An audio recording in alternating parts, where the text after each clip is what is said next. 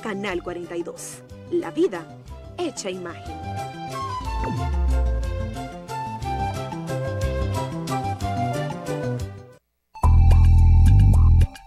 El siguiente programa es clasificación B, para mayores de 14 años.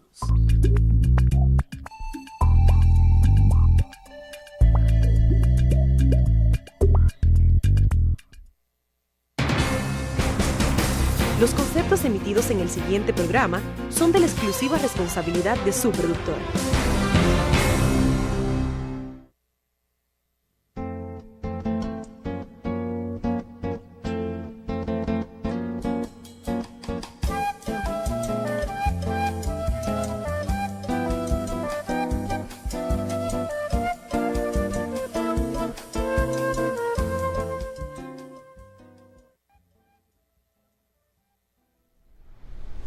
Saludos país, ante ustedes Alfonso Torres Ulloa para llevar una nueva entrega de su espacio Voz para el Cambio. Este compromiso de patria, esta ventana de opinión para afianzar los valores de patria, las ideas del patricio mayor de Juan Pablo Duarte. Es un compromiso con la democracia. Pero en estos días el ambiente en la comunicación en la República Dominicana está muy contaminado con el tema de la política y de los políticos. ¿Y de qué políticos? ¿Cuáles son los discursos que tienen? ¿Hacia dónde apuntan? En estos días hemos estado viendo un debate, si pudiera llamarse debate, entre los candidatos principales en el proceso electoral y no se discuten ideas ni propuestas. La discusión se centra en cuál es menos corrupto, lo que implica que hay corrupción por toda parte. Y entonces el país está a expensa del menos corrupto. Y el menos corrupto es el más corrupto. Entonces es como un círculo vicioso. El país y la democracia dominicana como que están sin salida. Por eso hoy nosotros queremos agotar un tema diferente. Hablar de otra cosa. Es un poco como descontaminar el programa y el espacio y veamos temas de mayor utilidad para la población, para ustedes que están en la casa. Así que hoy vamos a conversar con una académica, con la maestra de la Universidad Autónoma de Santo Domingo, Paula Xiomara Méndez. Una mujer que viene del sur, pero que también el sur existe. Y en el sur también hay muchos talentos. Paula Xiomara es una mujer de Neiva, pero reside en Santo Domingo, profesora de nuestra universidad primada, nuestra Universidad Autónoma de Santo Domingo. Paula Xiomara es bioquímica, especialista en bioquímica, tiene una maestría en bioquímica. Y a veces uno se pregunta, ¿con qué se come esto? ¿Para qué sirve la bioquímica? ¿Qué es la bioquímica? Porque son nombres modernos, ¿no? Que uno no está acostumbrado a manosear, a oír en la cotidianidad de nuestra vida, en las urgencias de nuestra vida, términos como esto, maestría en bioquímica.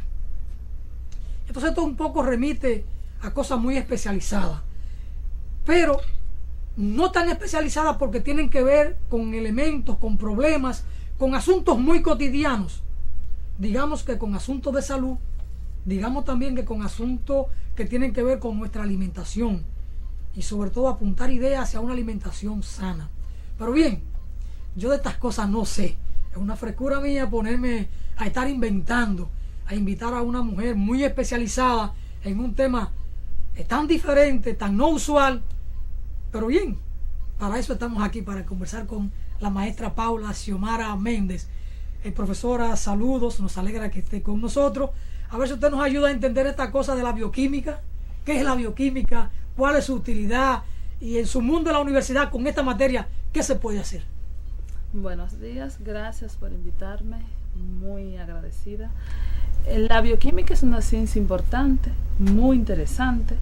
Se estudia, generalmente lo hacen en este país los médicos, está muy destinada, es muy bioquímica médica, pero puede hacerlo cualquier persona. ¿Y usted no es médica? No.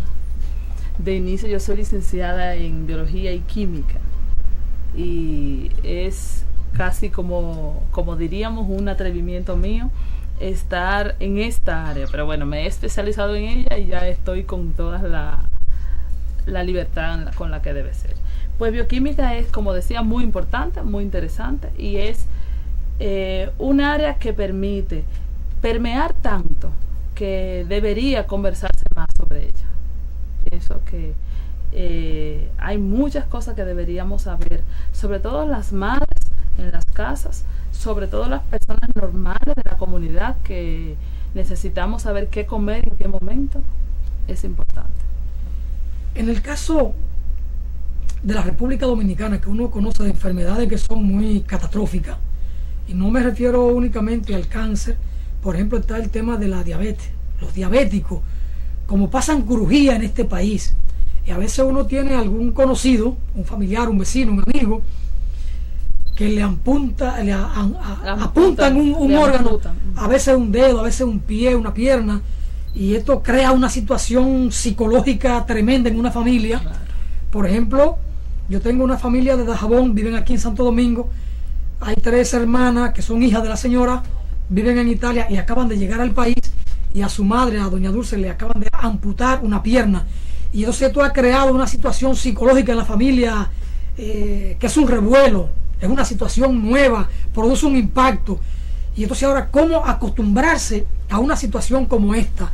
La bioquímica, ¿qué relación guarda con este tipo de enfermedades? Está en el caso también de los falsémicos.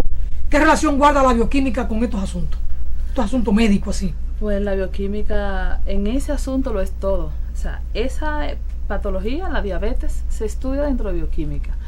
La diabetes es un trastorno que tiene que ver con el metabolismo de los carbohidratos, y en el cual vamos a ver que hay una deficiencia de una hormona importante que es la insulina. La diabetes puede darse en jóvenes, puede darse en adultos, puede darse a todas las edades. Hay una incidencia importante genética, pero también hay una parte muy importante que es la diabetes que puede ocurrir por ese desorden alimenticio que llevamos, por ese estilo de vida desorganizado, que es la diabetes del adulto, la diabetes tipo 2. La diabetes estudia definitivamente todos sus ámbitos dentro de bioquímica. Los doctores, los médicos que son especialistas en diabetología, su base tiene que ser bioquímica. Y nosotros deberíamos, por eso es que decía del inicio, que esta bioquímica debería comentarse más, porque si supiéramos un poco más de todo lo que implica la alimentación, entonces pudiéramos prevenir no solamente diabetes, pudiéramos también prevenir otras enfermedades catastróficas, crónicas, como lo es la aterosclerosis, por ejemplo, que implica problemas cardíacos, implica problemas en sentido general, como accidente cerebrovascular, embolias, las denominadas trombosis. En el caso de la diabetes, se ha planteado que es hereditaria, que puede ser hereditaria, pero también puede ser adquirida a través de un mal o un inadecuado régimen alimentario. Sí. Hay una diabetes que es genética, tiene un factor genético muy importante, que es aquella que generalmente se le llama diabetes tipo 1, que es autoinmune, en la cual el mismo organismo, un buen día, por un detonante de otras cuestiones, que puede ser una infección, por ejemplo, decide destruir la célula beta del páncreas que produce insulina. Entonces el individuo se queda sin insulina. Y claro, eso lleva a lo conocido como diabetes, que no es más que una hiperglicemia permanente, con una sintomatología propia, entonces característica, que lleva a muchísimas complicaciones, que son los que finalmente dan al trasto con la vida del individuo. En el caso de que sea genética la diabetes, puede que el paciente o la persona que tenga este gen como hereditario no lo desarrolle, no se exprese hasta que no se presenta un trastorno. Hasta que no se presente una infección en el cual el sistema inmune se tenga que manifestar, por decirlo así. Entonces el sistema inmune en ese momento pues podría ver la célula beta del páncreas como algo desconocido y destruirlo.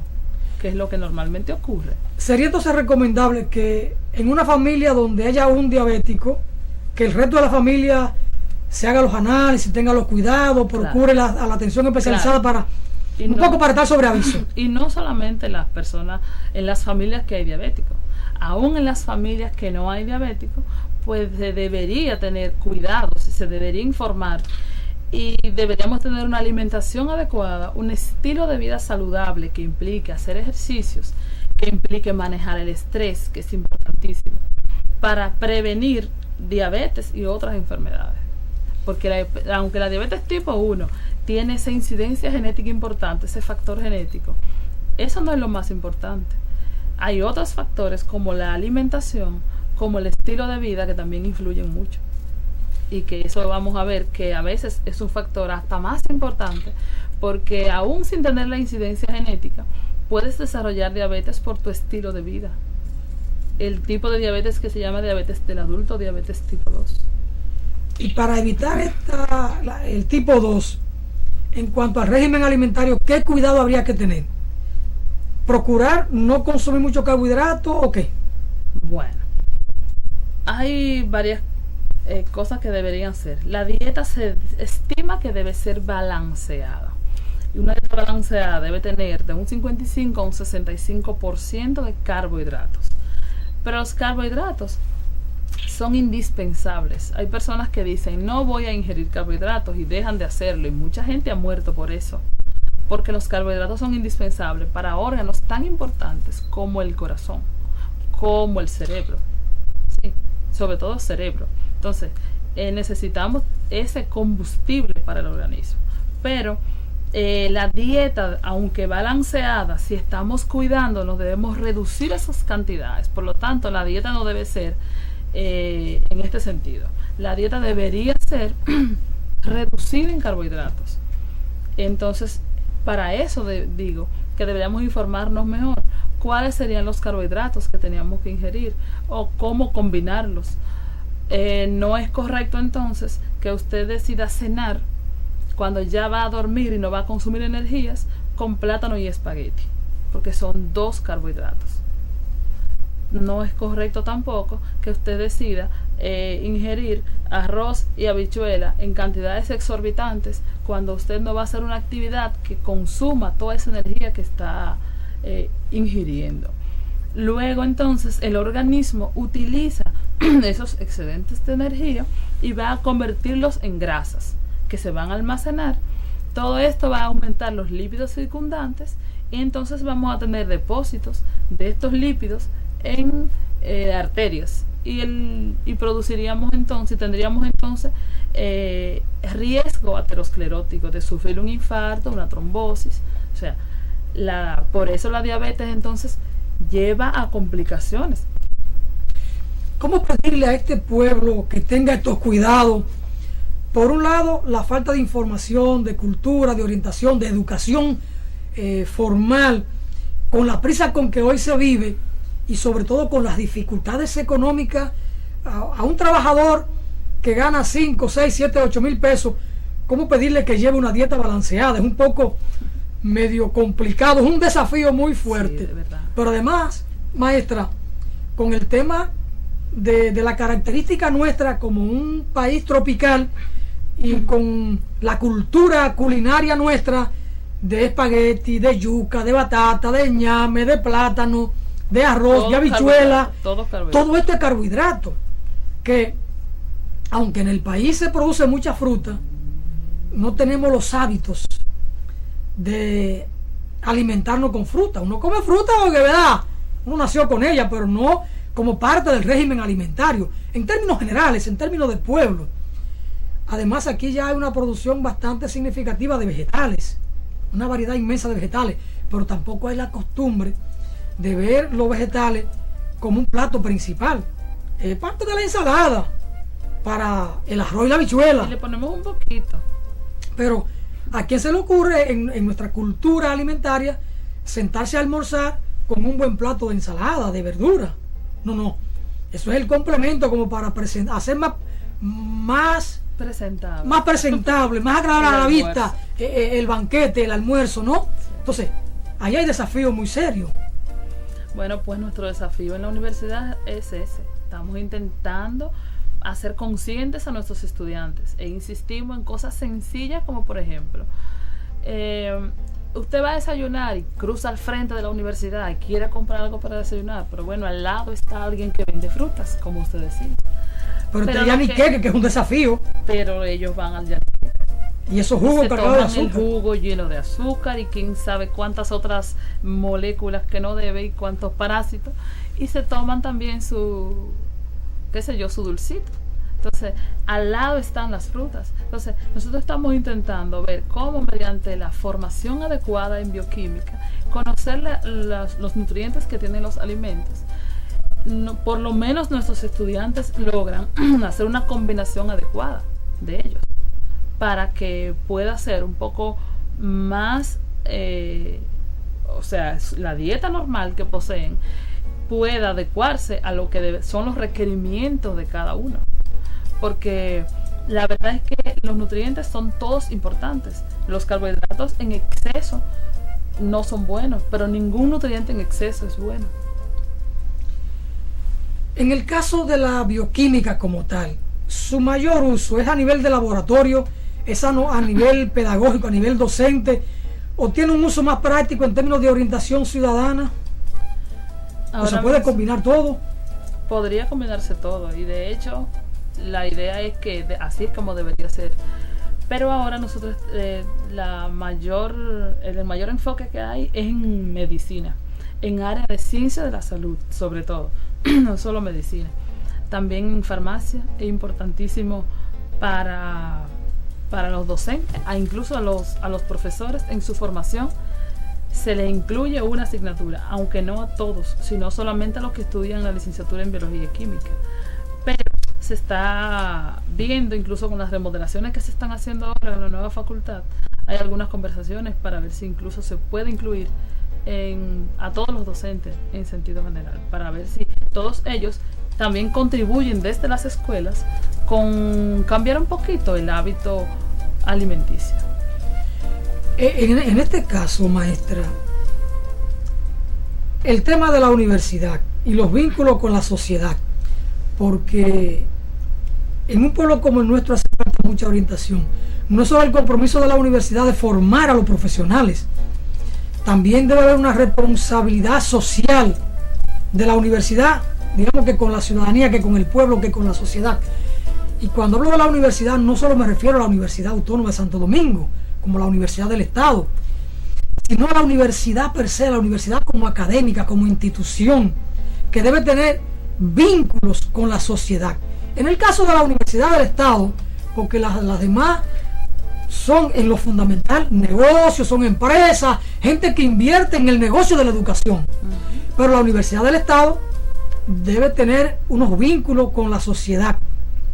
Y pienso que en esta parte, lo que se conoce como extensión, y hay una vicerrectoría de extensión en la universidad, pienso que temas como estos deben estar mucho más manoseados desde la academia para con la sociedad, que ustedes pudieran tener una mayor presencia en los medios o en las escuelas intermedias, la primaria, que ahora la llaman educación básica.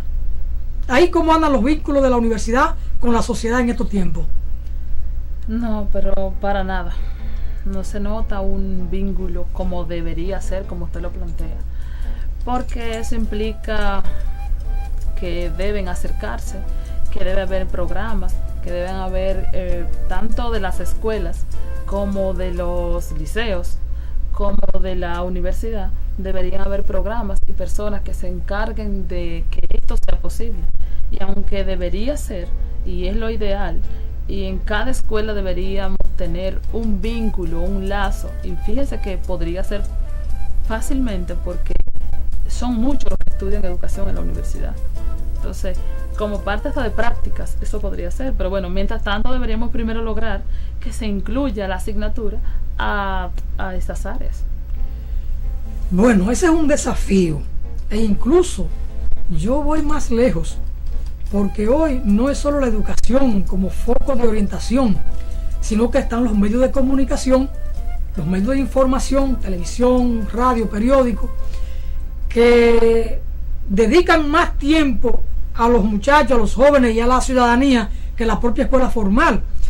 Entonces los medios también deben tener su preocupación por estos temas, y sin embargo nosotros procuramos tener como invitado para conversar de temas a los políticos, porque parecería que en la República Dominicana la política lo permea todo.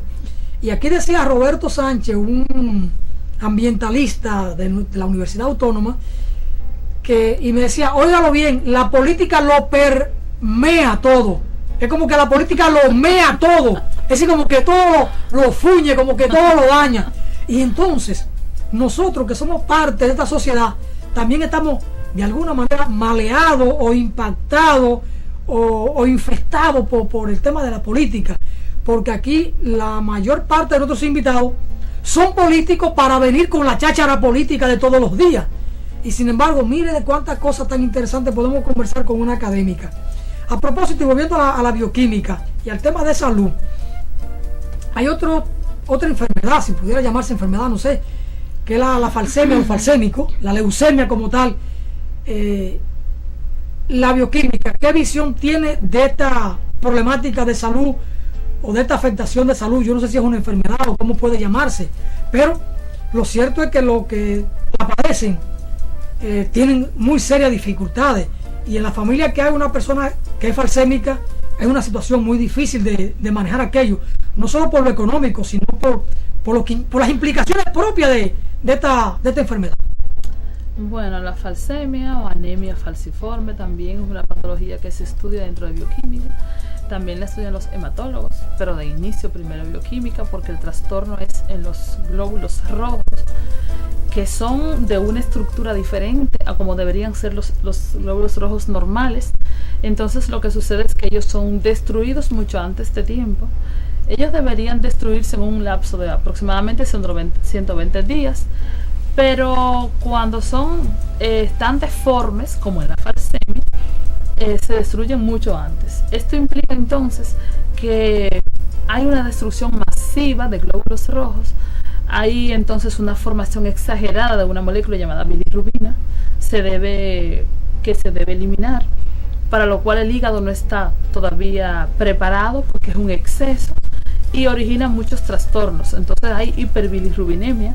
La bilirrubina es una molécula tóxica que debe eliminarse, por lo cual entonces esta patología es un trastorno muy significativo. Y en una familia que tienen una persona con falsemia, un falsémico o con leucemia, los cuidados que hay que tener. Y a propósito, ¿es también la falsemia o leucemia una enfermedad hereditaria? ¿Es genético? Tiene un componente genético. Pero también puede venir por un trastorno, digamos que bioquímico del organismo. Sí, también, porque hay deficiencias, por ejemplo, de una enzima que es la que mantiene el eritrocito, y entonces podemos tener una anemia hemolítica por esa razón. Por ejemplo, una enzima llamada glucosa 6-fosfato deshidrogenasa, que mantiene la integridad del eritrocito. Cuando esta enzima está deficiente, entonces el eritrocito muere antes de tiempo por el exceso, por la exposición a radicales libres. Entonces esto va a producir una hiperbilirrubinemia también, y el paciente entonces va a tener los trastornos parecidos a esta, o sea, la misma anemia hemolítica, la misma anemia. Maestra, aquí hay muchos conceptos muy técnicos, muy científicos. Sí. En Dajabón, estoy diciéndolos, sí, e inmediatamente buscando algo que sea un poco más sencillo, pero para allá voy. Bueno. En Dajabón, cuando yo era muchacho, decían los viejos nuestros, la salud entra por la boca. Es decir, como que lo que uno es lo que uno come.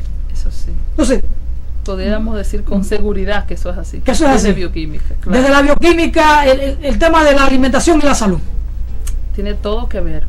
Nosotros insistimos en que para mantener la salud, necesariamente una buena alimentación es lo principal. Y por eso decimos siempre que cuando hablamos de factores de riesgo para cualquier enfermedad, hay modificables y no modificables. Por ejemplo, la herencia no podría usted hacer nada, pero con la alimentación sí. Entonces tenemos que hacer pie a lo que podemos modificar. La alimentación es lo que está en nuestra mano, y aunque a veces entendemos, como usted dijo ahorita, un salario de 7 a 8 mil pesos, muy difícil lo tiene una persona para tener una dieta balanceada, adecuada como debería ser. Pero bueno, si aprendemos cuáles son los nutrientes que tenemos que ingerir, pues entonces con lo que tenemos podemos organizar, ingerir esos nutrientes, a qué hora, en qué cantidades y cómo combinarlos. Por ejemplo, en nuestros campos hay personas que venden el huevo para comprar un sobre para hacer un jugo con un sobre, y tienen la china. Pero eso es una falta grave de información sobre qué cosas es lo importante. Entonces, la alimentación deberíamos privilegiar los vegetales y las frutas por tener un gran contenido, no solo de fibras, que nos van a ayudar muchísimo, pero también de vitaminas, minerales, además también de que tendrán menor cantidad de carbohidratos, pero sin descuidar los carbohidratos, que aunque el exceso hace daño, son indispensables.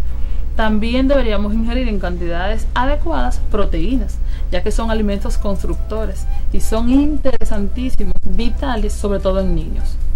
En niños, la falta de proteínas produce enfermedades. ¿Dónde conseguimos proteína? Bueno, ¿Carne, huevo?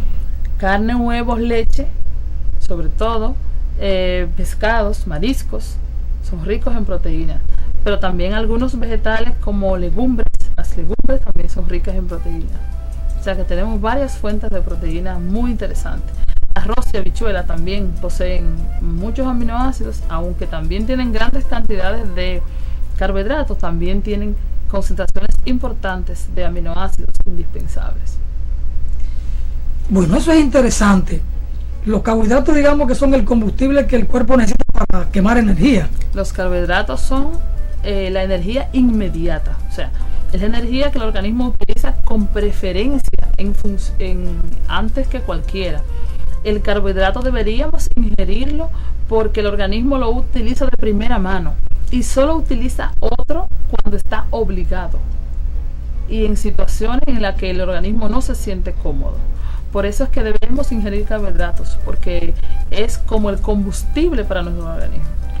Cuando hablamos de carbohidratos, hablamos de arroz, de espagueti, de yuca, de ñame, de batata, papas, de papa. La papa tiene mucho carbohidrato. Todas las harinas, el azúcar. El azúcar, claro. Que a veces tomamos café 4 y 5 veces con 2 cucharadas de azúcar, y eso es una carga inmensa de carbohidratos. Las frutas también tienen grandes cantidades, pero depende, algunas frutas más que otras. Por ejemplo, el mango tiene grandes cantidades de carbohidratos. A mí me encanta el mango. Es una de las que tiene mayor cantidad de las que posee mayor cantidad de carbohidratos. Paula, hablando de bioquímica, hablando de salud, hablemos del agua. Uno siempre escucha que hay que tomar 8 vasos de agua al día. ¿Hasta dónde el agua es vital, es indispensable? E incluso fuera de cámara comentaba con usted el tema del agua en los que tienen diabetes, los diabéticos, ¿no? Hablemos del agua. Bueno, en el marco, ¿no?, de la alimentación y esto. El agua es sumamente importante, porque el agua, nuestro organismo está formado mayormente de agua. En un niño hasta 80-90% puede ser agua. En nosotros 70% es agua. Si ya sabemos que estamos formados por agua, pues necesitamos mucha agua, sobre todo en este tiempo cuando hay calorcito. Pero también necesitamos el agua porque ayuda al metabolismo normal de los nutrientes y sobre todo a la eliminación adecuada de los desechos. Si usted no ingiere agua suficiente, pues usted tendrá mayor dificultad para eliminar los desechos. Por eso, si usted no ha ingerido agua de forma normal en un día, usted orina menos y la orina la va a ver concentrada. Y también sus heces van a estar mucho más sólidas, lo que dificulta la digestión normal. Entonces el agua es interesantísima. Además también vamos a tener que el agua ayudará a que su sangre esté mucho más diluida, consistente, y que se facilite esa circulación normal que debería ser. Las personas que toman poca agua pues están deshidratadas y tienen una hemoconcentración y claro, una dificultad entonces para la circulación normal de su sangre. Por otro lado, cuando hablábamos ahorita también es importante que los pacientes, sobre todo diabéticos, tomen mucha agua, porque hay una condición que les obliga en un principio a tomar mucha agua, que el paciente diabético generalmente no se le quita la sed, y eso es en bioquímica por el alta osmolaridad